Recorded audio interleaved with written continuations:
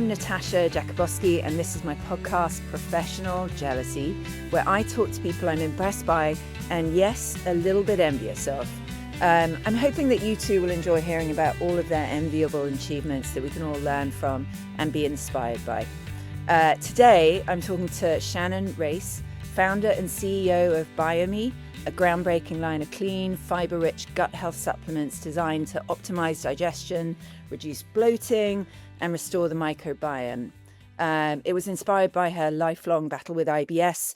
And interestingly, Shannon also serves as a principal at Starshot Ventures, where she leads investment strategy, advises portfolio brands on marketing and brand development. She sits on the board of Koia, a plant-based protein drink, and in her past has some amazing experience on brands like Vital Proteins, helping them scale as global marketing director, among other brands. So, hi, Shannon. Thank you. Hello. Thank you for having me. I mean, I am so grateful to have some time to chat with you.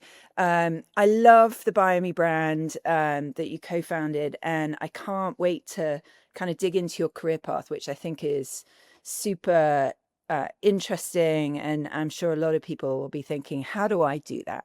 But let's start with Biome. For anyone Sure. who doesn't know it, can you give me a little bit of what's the elevator pitch? So we are really kind of set on this path to reinvent the fiber category. Fiber is a macronutrient that we really talk about, has been long forgotten. We know a lot about the macronutrients like fats, carbs, and proteins, but we really have failed to consider the importance of fiber amongst those other macronutrients. So the entire vision of Biome is to bring fiber to the forefront for consumers, help them bridge their deficiencies and in their daily diets, and create something that feels more lifestyle and approachable for the modern consumer. Amazing. And they're all powders at the moment. They're powders, and we do have a couple capsule options, but for the most part, powders, yes. Yeah. Um, I was interested in so many things about your brand. I love that you start, it seems like you can kind of tell the marketer in you because you've got the why, the vision. Talk to me. It was a very kind of personal experience, the reason to start this. Talk about the It trigger. was. Yeah. Yeah, so I was diagnosed, if you will. I feel like IBS tends to be a catch-all for a lot of gastroenterologists who are like not really sure what's going on with you, but clearly something is causing you issues, and so we'll just like throw you into this more generalized bucket. This all happened when I was in middle school, and honestly became very much a lifelong battle for me trying to figure out what foods were triggers, what foods weren't, how to take care of my gut and heal it. I think, for many, many years, it created a lot of fear around what foods could I actually eat, what couldn't I eat. And it wasn't until I was in my early 20s and actually started working at Vital Proteins that I was kind of introduced. Mind you, I grew up in the Midwest. So if you think about natural remedies for wellness and things like that, not exactly at the forefront of that movement. So being at Vital Proteins was kind of my first introduction to this naturopathic space, this space where you could really leverage food and supplements to heal your gut or ailments that you were experiencing. And it was a massive unlock for me. It completely shifted how I thought about what I was putting into my body, and how those things that I was putting into my body could actually heal my body at the same time. So that was that was amazing for me, and you know, throughout that journey, fiber became a resource for me to really help repair and nourish my microbiome. And it was pretty baffling to me that for so long it's been kind of categorized as a spot treatment. It's if you can't go to the bathroom, you go to your local drugstore and pick up a psyllium husk fiber powder. And there was really not a lot of discussion around how important it was in your daily diet to actually nourish your Yeah. microbiome. So that Yeah. to me felt like, if we're going to talk about probiotics and how important they are for your gut health, we got to talk about the prebiotics and fiber too. Yeah.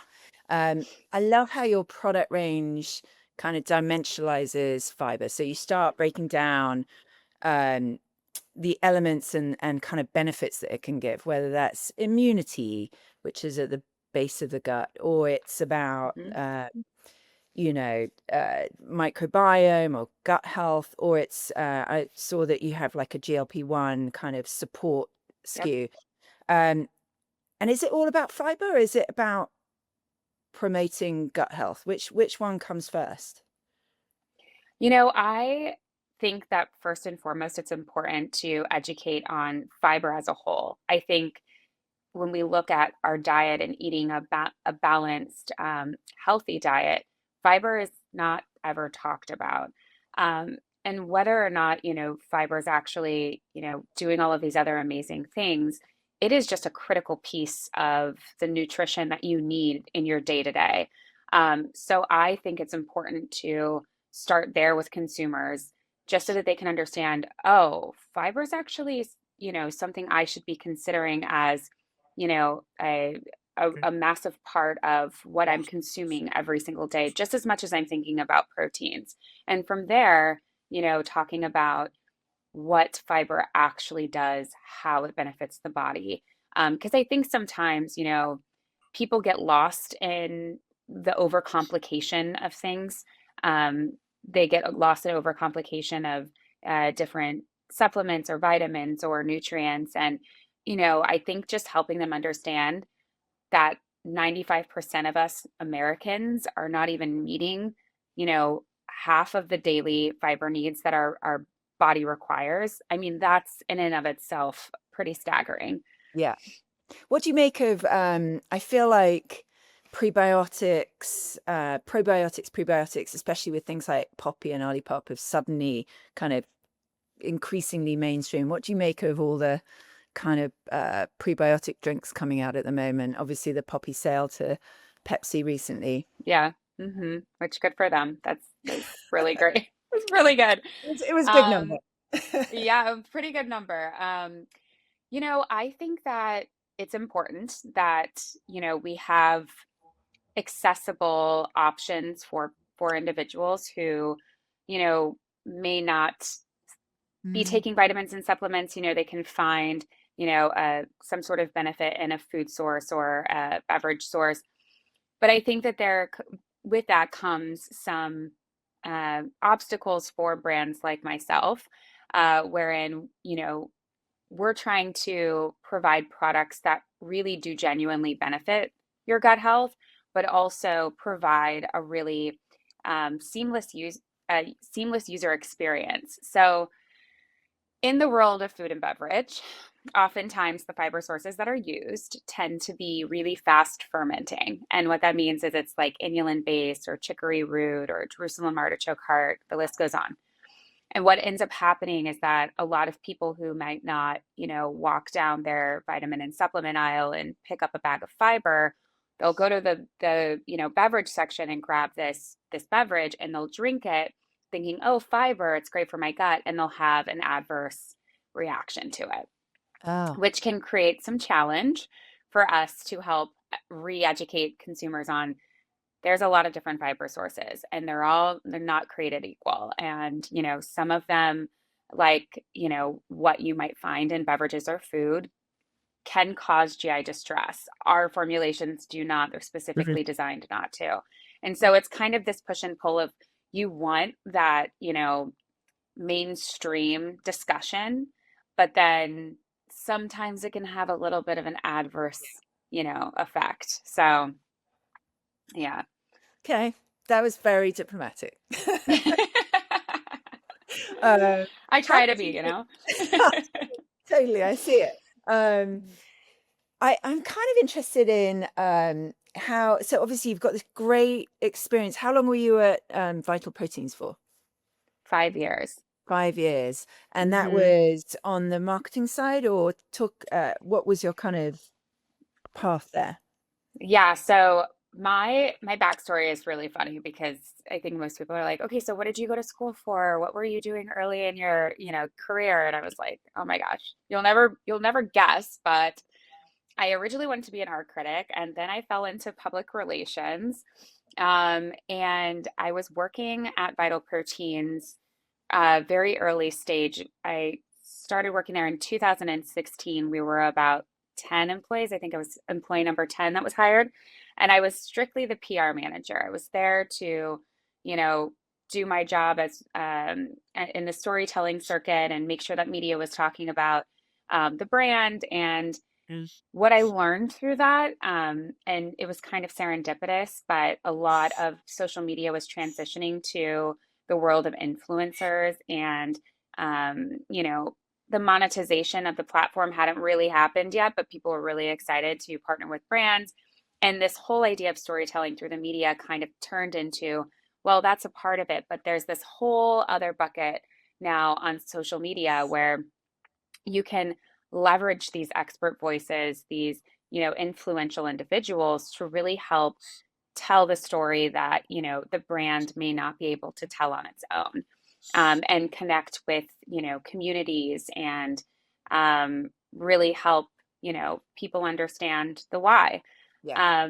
And that was a pretty pivotal, amazing, I guess, experience, but finding. And then, from there, I built out our influencer program and hired a team to support it once we got it to a place where it was, really taking off and becoming a large part of our marketing strategy at Vital Proteins. And then, I was kind of always looking for ways to um, challenge myself beyond what was, directly in front of me. And okay, if, I can create these campaigns and this content over here, can I extend that into larger creative campaign opportunities? We did, a really large out of home campaign. I think it was in 2018, the first one we ever did. And, it just kind of kept building from there. And so, yeah, I kind of worked my way Yeah. up to being the CMO's right hand, and then eventually taking our playbook and applying that internationally when we started to Yeah. expand. I love that. So from art critic to Yeah, PR, I mean, that's one of the things that I'm always so curious about. Personally, I kind of fell into what I was doing and then just kind of drifted and ended up in a place that I'm happy with, but so different from someone like my husband who is like, goal, goal. This is where I'm right. going. So I always love hearing about other people that have kind of like found their way, serendipity. Um, what do you think you've taken? What are the biggest things you've taken from your experience at Vital Proteins into now founding a kind of, a different but related supplement kind of wellness brand? I think one of the biggest learnings that I had there was to not be afraid to try something. I think sometimes and I've seen this across other brands. I have worked on a number of different brands in the consumer space, but oftentimes you see brands, they almost create their own obstacles or their own challenges because they're so obsessed with ROI. They get so, the KPIs have to be so specific, and they almost, it's like analysis or paralysis by analysis. Yeah. They like just, they can't get out of their own way. So they won't try something for fear that it might not produce XYZ result. And what you end up doing is you just don't move at all. You're just standing still.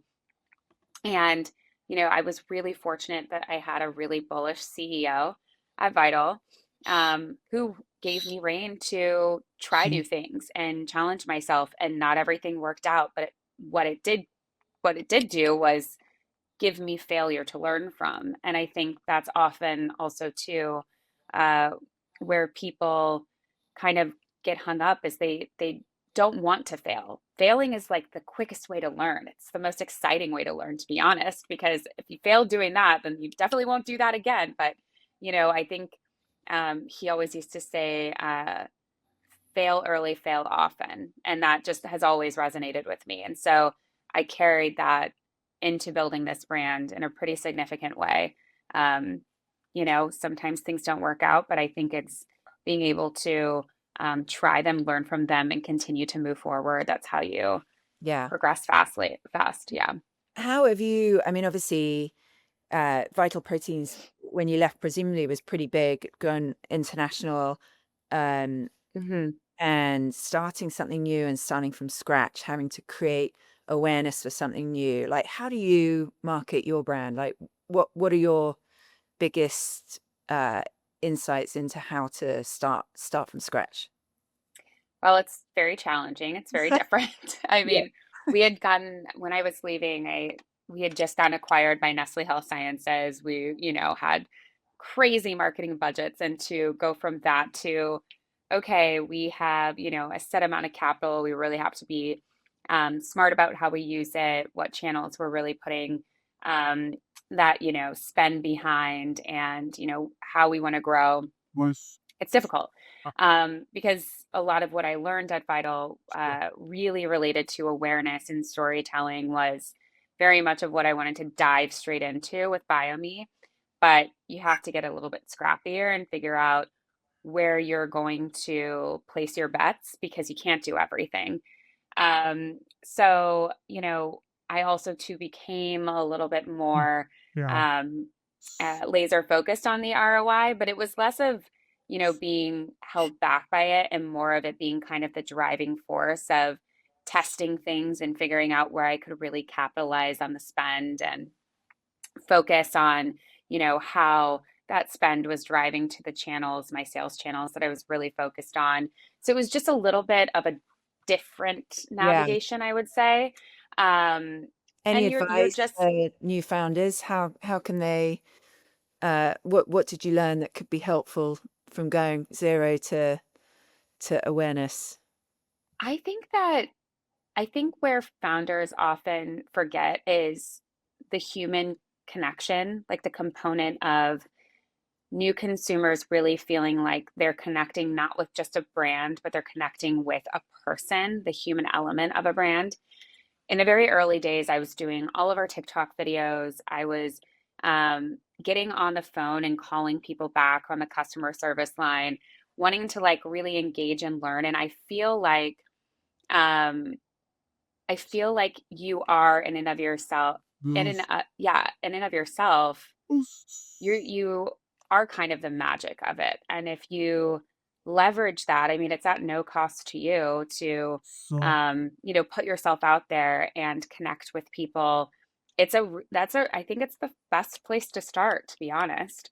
So I guess that was an important piece of it for me Yeah. was all of that. Yeah. How did it feel having to put yourself out there? I mean, that's a big Oh my change. gosh, I never did any of that before. I was behind the scenes. I was, pulling the strings and orchestrating the entire thing way, way, way in the background. So it was a little weird, but it was really cool to see the community on TikTok and things like that really excited about the videos and wanting to learn more. And I don't know, it was also it was really exciting. So Interesting. yeah. I think another thing that's kind of interesting about your path is from Vital Proteins, is that where you joined the Ventures studio, uh, Starshot? Yes. So I left when I left Vital Proteins, I was actually at another venture capital company for a couple of years, called Kavu, and I was working on brand strategy and marketing strategy for many of their portfolio companies. So I had a little bit of a stint in between. Yeah. And then came Starshot, which was the founder of Vital Proteins. This is Kurt's firm. So he's the general partner of this firm. We obviously had stayed in touch after I had left. And, he had been investing in various consumer brands. He really wanted to formalize that into a fund.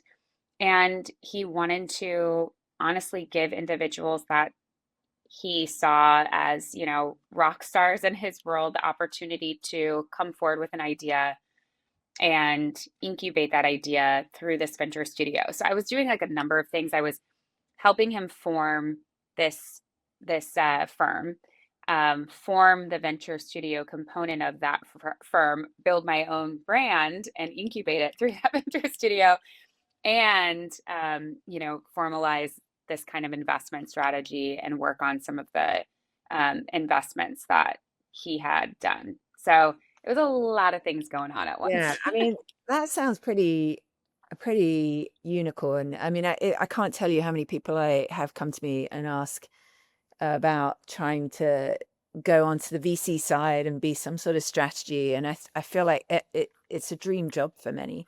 Um, Mhm. any thoughts on how, if you don't happen to know the Vital Proteins founder, I mean, is that a realistic job, or is it quite unusual? Like, should people be thinking there are lots of jobs that are at kind of VCs where you can help think about investment decisions on the strategy side, especially on the marketing and strategy side? I think it's really interesting because I see more and more now these VC firms, especially in the consumer space, and I would venture to guess beyond that too, um, really starting to lean on experts that are not traditionally coming from finance backgrounds, et cetera, because, you know, investing is very twofold. Yes, a lot of it is the diligence process where you're looking at financials and financial liability and all of the data around, market size and growth. But there's another component that I felt so strongly connected to when I was at Kavu, and now that I'm at Starshot, which is the consumer side of it and the consumer insights. And those, that is almost like a gut instinct, just, someone who really understands consumer behavior and what different um, what different demographics of consumers are doing, what they want. And that's not always necessarily reflected in the data. There's a lot of intuition that frankly goes into it. There was this, for instance, there was this really interesting deal that came across the table, um, that, in my opinion, was not a smart move because it was, while all the data was there and all the financials were there and it was saying it was a really good deal, to me, because this was happening during COVID, I was like, these numbers just feel really inflated. This is also the whole Peloton story, right? Yeah, yeah, And I'm yeah. like, this just doesn't seem sustainable that they are going to continue to grow at this scale. And what happens when, you know, COVID goes away and all these consumers go back to their original ways of living? You know, then what happens? I think that this would be a bad deal. Well, the deal went through, unfortunately. Even though I was like, I wouldn't do it.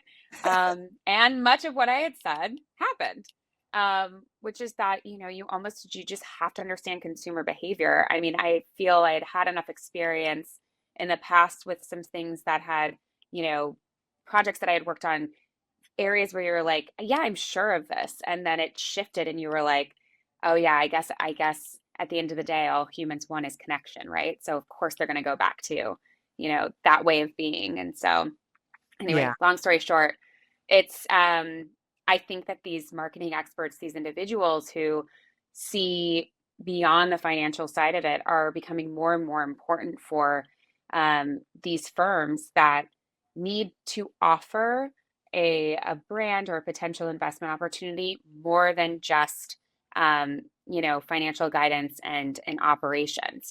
People are looking for real, almost like 360 kind of support.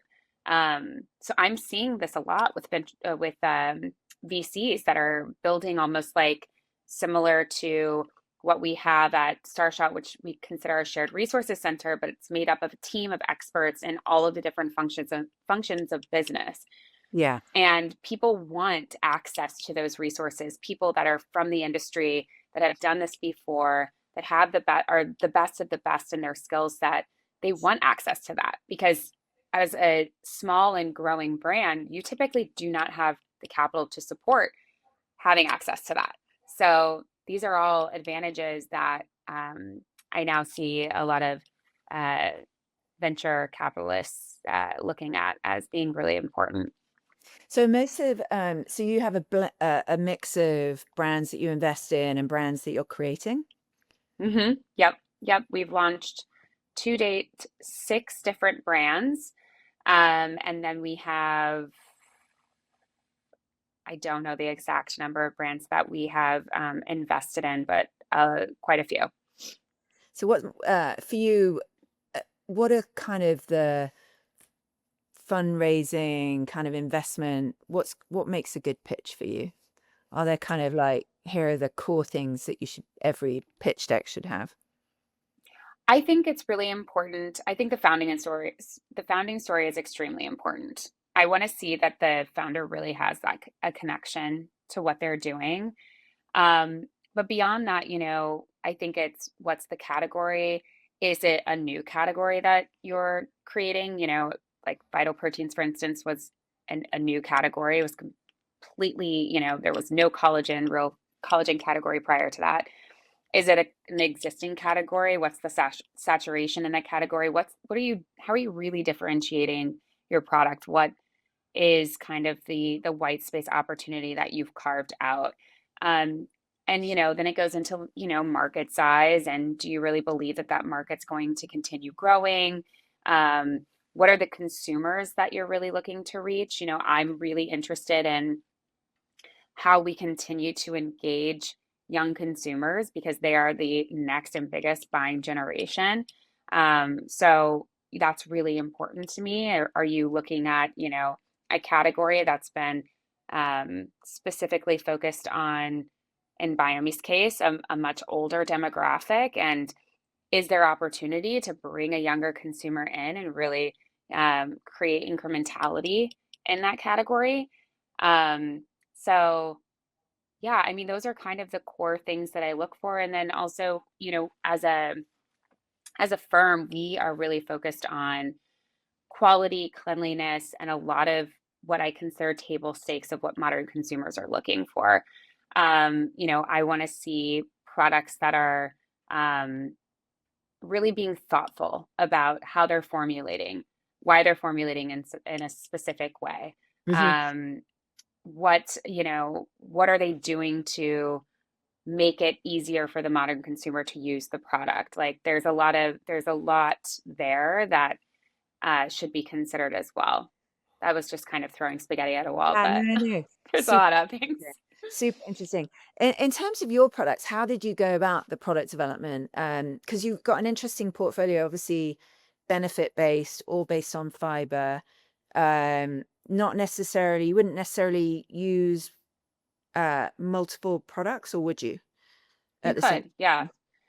Yeah, the idea fiber is really interesting because we all we all need Need. more of it, but a lot of us, it's all really based on how many calories you're consuming in a day, how much fiber you actually need. So some people want to, take upwards of 40, 50 grams of fiber a day. Others, they need to start slower and, just introduce maybe like the single dose of daily prebiotic fiber, for instance.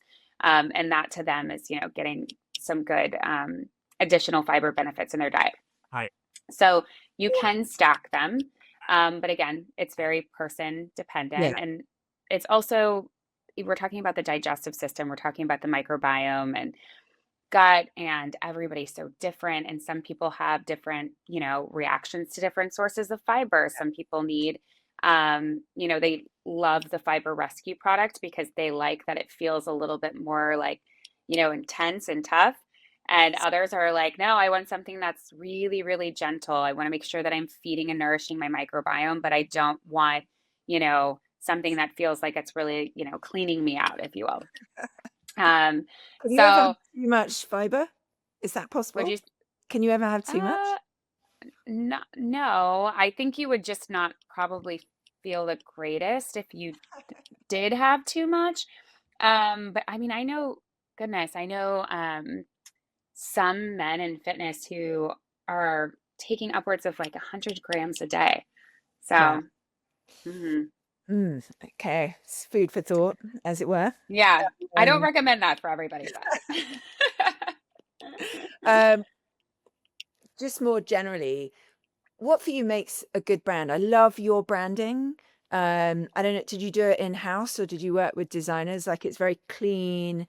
I love the name. Like talk to me about how you created the brand and then we'll talk about what makes a good brand.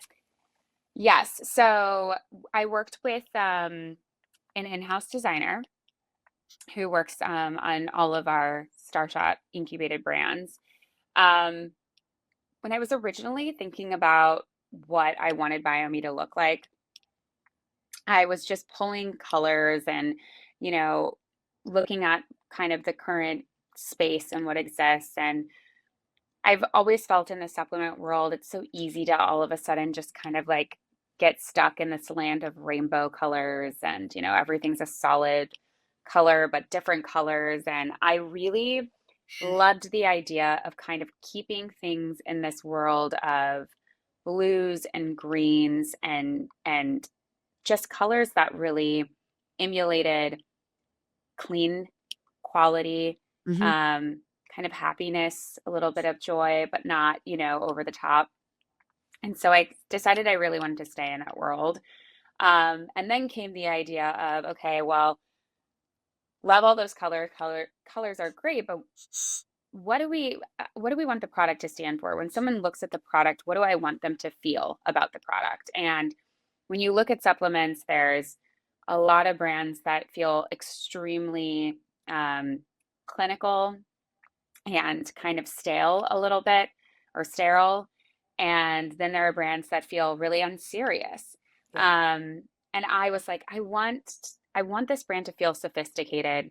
I want it to feel smart and uh, reliable, something that someone can trust. But I don't want it to feel unapproachable. And so it's kind of figuring out how to marry all of those things together so that we, you know, spoke quality and premium, but we didn't feel unattainable, unapproachable for the average consumer. Because at the end of the day, I really want this to feel very mainstream. Yeah. And Who is yeah, who is your consumer now?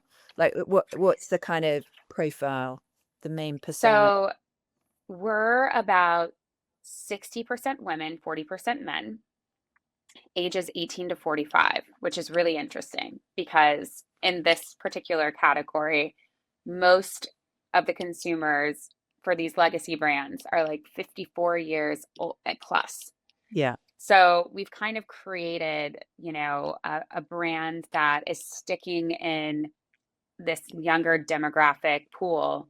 That's really exciting to see because that was the whole point Yeah. was, I want to educate younger individuals so that they can grow up with hopefully a lot of, insight into fiber and tools for microbiome health that I didn't have when I was younger. Any plans to go into retail? I feel like that's the demographic that FDM is desperately trying to get back into the OTC aisles. We do. We actually have two launches in June and July and some major national retailers. So Uh, we'll be nationwide in two different national retailers this summer. Congratulations. Okay. Thank you. Thank you. Mhm. It's very Uh, exciting. I know. What about other plans for the brand? Like, what are your kind of short-term, long-term goals? You know, I think it's so funny that you ask that because I'm like all my long-term goals I can say for sure are to get into a lot of mass retail and to continue to, um, build the awareness side of the brand. Short term is like, I feel like I'm just trying to get things done every day to make sure that we're set up for, success with a lot of the stuff that's going on right now. But, long term, I really want to see this brand be able to offset a lot of the legacy products that have been on the shelves for so long that Yeah. Are we talking like um, Musil or what are the legacy people that you think about? Metamucil, Citrusol, Benefiber, those are some of the big players. but for reasons that I think, they're just not quality products. And, I'm really focused on finding ways to help individuals heal their gut. If the only offerings they have out there, or most consumers have out there that are accessible to them are, you know, bad ingredients with a lot of, maltodextrin, corn-based ingredients, things like that, that also are taken from sources that contain a lot of glyphosate residue. And it's not beneficial to consumers. I want to put clean quality products out there for consumers that will actually help them heal their guts and not, you know potentially create long-term Yeah. issues. Yeah. Not just help you go be more regular, but To the bathroom. actually Yes, help you, exactly. make Exactly. your microbiome, etc. What kind of, I thinking outside of like definitely outside of fiber and Metamucil and things like that, what are brands that you love generally? Like what kind of brands do what makes a good brand? What are your favorite brands generally? I I mean, I love beauty brands. I feel like those have always been my inspiration Mm, throughout my career because I feel they are mm. always pushing the boundaries of what can be. And I think it's just when I was at Vital Proteins, I would always look to the beauty brands. One in particular that I was Mm. so inspired by was Glossier when it was first really getting out there in a big way. And they were doing a lot of these like experiential and kind of out of the box, out of home campaigns. And, I feel beauty has a lot of, they just kind of don't really have a lot of boundaries. They can do things in a really exciting and differentiated way. And so that was always kind of my North Star was looking at what those brands were doing and figuring out like, how do I make this work for a supplement company, which is a little bit different and a little less sexy, but I want to make it sexy. I want it to feel like that. So um, a lot of the brands in the beauty world have always been um, important points of inspiration for me. Fashion's another one. I love that. Um, but there's also brands like there's one in particular called Vacation Inc. I don't know if you're familiar Yeah, with that. I've actually, yeah, no, I've actually done a project with them, and one of them is X Anomaly, the company that I'm a partner at. So yeah, I know the Vacation Boys. I love when you take something like Yeah, sunscreen and you turn it into an entire world. experience, a Yeah, movement, an FM radio, like all of the things that they did around that brand. It's just those are the brands that no matter what any other company does, they can never replicate that. They've yeah, created something that's so entirely unique.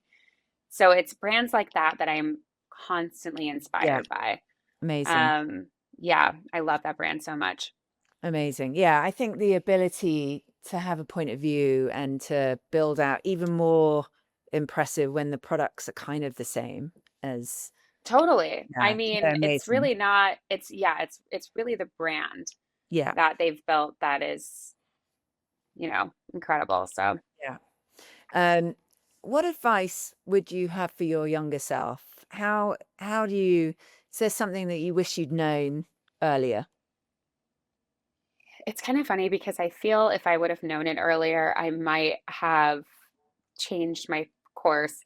But I think it would just be to stick with the path and know that it's going to work out and that challenges will arise and you'll get over them. But I think, it's something that it's really funny. And I don't know if this was just because of my parents and how I was raised, which also seems a little interesting too when I reflect back because my parents are both in the medical field.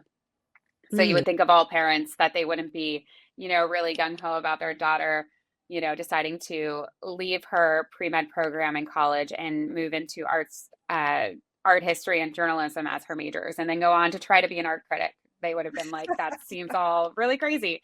But they were very supportive. But I feel that, you know, them always saying you'll find your way and you'll figure it out and do what makes you happy was such a driver for me in terms of just letting go of kind of like Jesus take the wheel a little bit. I had goals for myself. I knew I wanted to, continue growing from PR into marketing. And I just felt I was one of those people.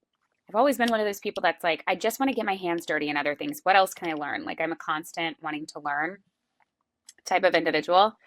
And I think that has, boded well for me over the years. It's just, I've been able to find and have opportunities that have allowed me to continue to expand my skill sets and what I am interested in. And that has, I don't know if I told my younger self that, if she would have quite understood what that meant. She probably would have been really scared, because I was definitely not like that much younger.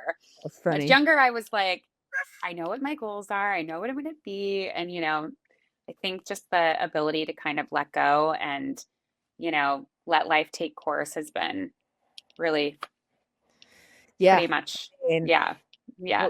what great parents. I got to remember that with my kids. Just do what makes you happy versus I worry think about it's, everything else. I mean, but truly, true. yeah, It's just, and it's so funny. I think about it all the time. I'm like, of all of the parents in the world, you would think that those two would never have been like, sure, go figure it are out, you they, know? if they're proper medical, do they approve of Biome?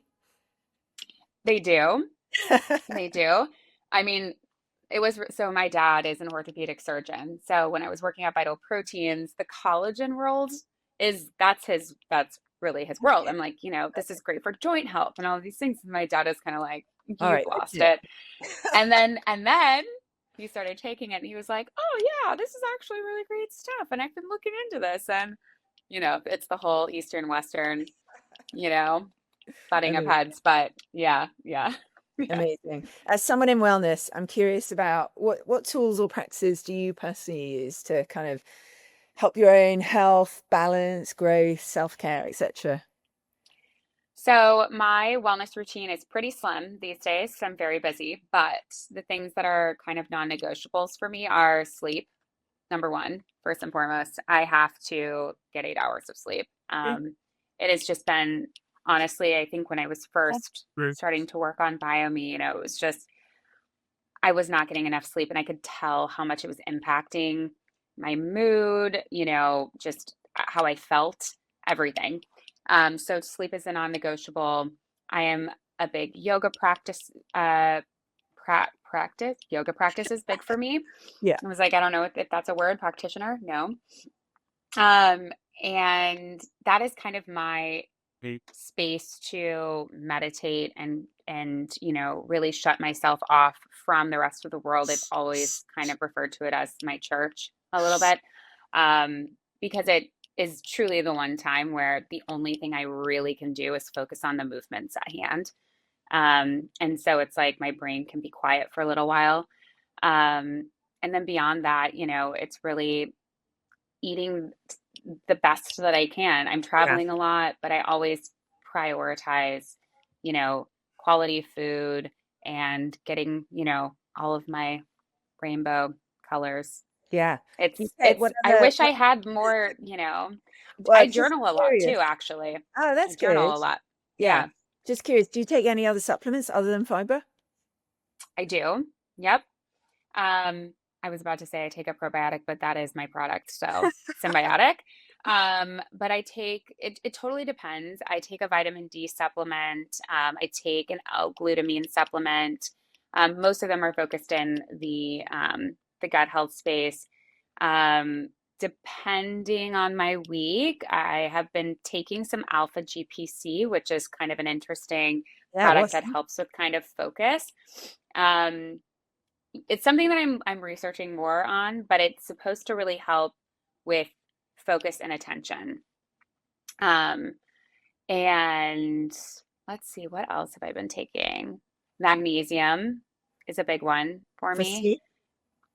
for sleep and for gut health. So I take it in addition to um, there's a product of ours that has magnesium in it, but I take it in addition to. Um, but yeah, it's kind of changing because I'm also experimenting with a lot of supplements just to see what else is out there for potential product innovations down the line. But yeah. Amazing. All right. Hmm. So we're going to go into kind of the last set of questions, quick fire, don't think too much about it. Start with, tell me one of your guilty pleasures. One of my guilty pleasures. Oh my gosh, it's probably reality TV, which is so bad, but there's reason for that. I think that this has always been kind of it's just mindless entertainment. Yeah. And I feel like I always tell my friends this because they're like, you just don't strike me as someone who would really love reality TV. And I'm like, well, this is the reason why. Yeah. Because I Human oftentimes, insight. Human I'm like, insight. Which titles?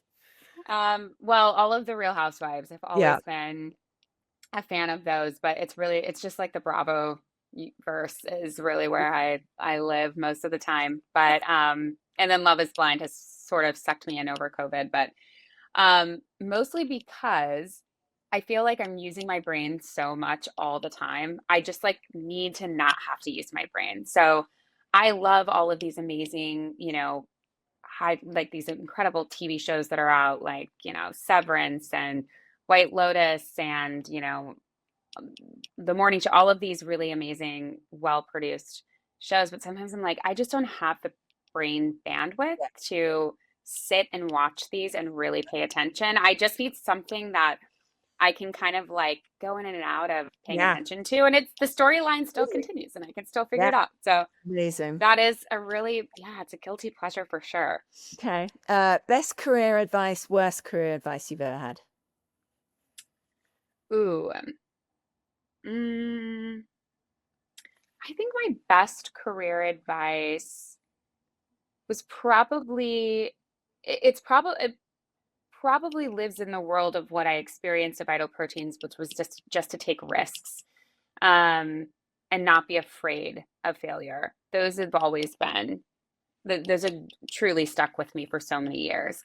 I think that I'm pretty I would typically be pretty risk averse if I didn't constantly remind myself that that is kind of like how you Mm-hmm. keep moving the ball down the field, so to speak.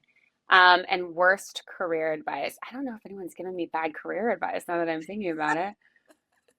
That's all Oh right. God. Yeah, no, Honestly, that's good. honestly, if it were anything, it would be to in high school to pick from 4 or 5 different types of careers that you can go into and stick with that path until you finish. That would have been the worst career advice ever. Sometimes Yeah, I look back career and I'm like, counselor. how in the world? I mean, my goodness, these poor kids who are like, you can be a lawyer, a doctor, I a know. marine biologist for whatever reason. Yeah. What in I the world? mean, it's a little So worrying what on earth people become these days. But anyway, superpowers. What are your superpowers? What's helped you be successful? I think, and this actually kind of goes back to the best career advice. So this just came to mind from a talk that I saw years ago. It was the CMO of Pepsi actually speaking, but um, she had talked a lot about her career and how she Yeah. became a CMO. And one of the biggest learning lessons that she had in her career was this idea of advocating for yourself and how important it is, especially in a corporation like Pepsi, to get where you want to go. That nobody is out there advocating for you. You need to advocate for yourself. And I think that rings true here as well. That being my own advocate and raising my hand to take on more tasks and to learn more and to expand um, my world has truly been the most it has afforded me the most success in my Yeah. career. So Amazing. I yeah. feel like that's good advice. Indra Nooyi, I think she was amazing. Do you Mhm. have mentors? I do. I do. I have different mentors in different kind of pockets of my life. I've actually acquired more as I've expanded my horizons. Um, a few in the VC space that have been extremely important for really helping me kind of understand a lot of areas of business that I never did, but also, have incredible, I would say, professional career stories themselves that Mhm. helped me navigate some challenges and difficulties in my own. I'm fortunate that actually my current boss has been a mentor to me the entirety of my career. Um, and he's been an incredible support for me. Um, but yeah, I think that I probably have about three that I constantly go back to, and they've just always either been really good cheerleaders for me and, the great soundboards, or have really been there to help me kind of navigate challenge. Amazing. What does success look like for you? Honestly, I just want to be happy. Success to me is, I think a lot of people talk about the tangible things, but for me, it's just doing something that I really love and being really happy to do it. I think the moment I felt kind of my first glimpse of success and that euphoric feeling was starting this brand and realizing that for the first 6 months, I'd woken up every day and not been upset to have to get up and do the work. And that to me, I mean, what more can you ask for in this life? It's not to say that it's easy, it's not at all, and it's where there's a lot of stress that comes with it and a lot of sleepless nights and long hours, but to be able to get up every day and really genuinely love what you do, I mean, I don't know that I could think of anything better. Yeah, amazing. All right. Last question. Tell me about someone that you're professionally jealous of. So this is really funny. This was a recent conversation I was having with some of my friends because I actually have another CPG friend who works in the scent world, and I love perfumes. But Francois Demachy, who's the nose of the House of Dior, Yeah. and I don't know, did you see that documentary by chance? Yeah. Yeah. Yeah. Did you? It's incredible. It's incredible, and if so, there's like a whole full circle thing. But back when I was thinking I was going to be an art critic, there was a New York Times columnist. What was it called? I think it was called like The Scent or something like that. It was a column Mhm. that he wrote on where he critiqued perfumes and scents. And it was amazing. And I remember being like, if only I could do something like that, that would be incredible. So I've always had this kind of underlying deep fascination with that world and how scents come to be. I personally love perfume a lot, and um, him and his life story and his career. I mean, I that would be a dream. Amazing. Well, Shannon, I mean, thank you so much. So interesting. Yeah, I'm so glad that we got to chat. This has been amazing. Thank you.